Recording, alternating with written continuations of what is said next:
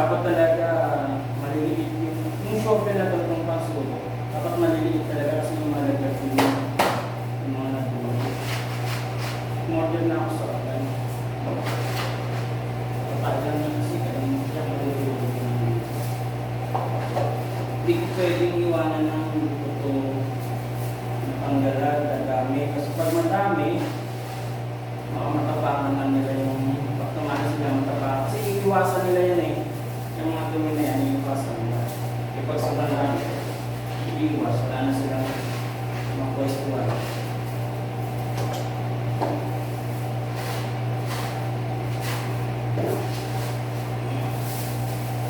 Ganyan siya, buo.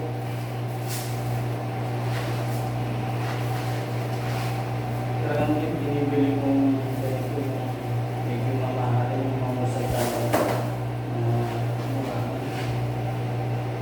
ano yung mura eh kung hindi naman nabuo medyo na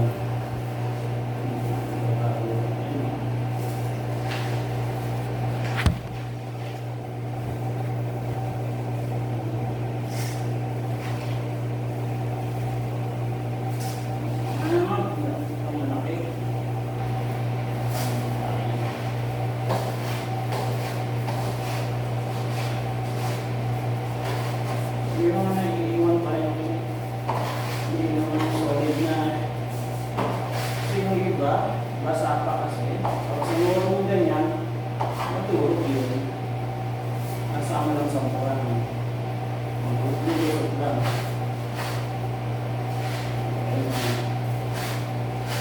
yung ganito pag mawali na i-repeat mo dahil ganyan mo pag-ipunti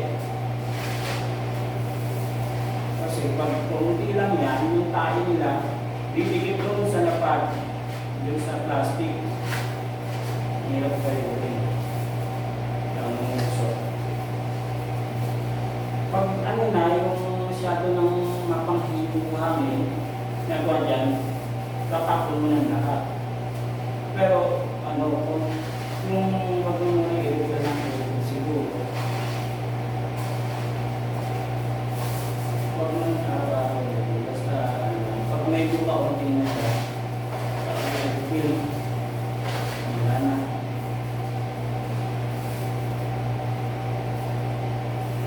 Pero may ano din yan siyempre, pagka mapangking, mabaho na, hindi, tapo mo na lahat. Kapalitan mo, linisan mo yung itong box, tapos mo, try mo talaga, tapos salinan mo ng balibago.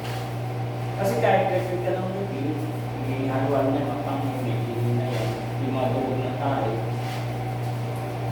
May ano din siyempre, wala yung mga 1 week. Pwede yung tapo na, tapos balikan mo ng bago. Pero sa mga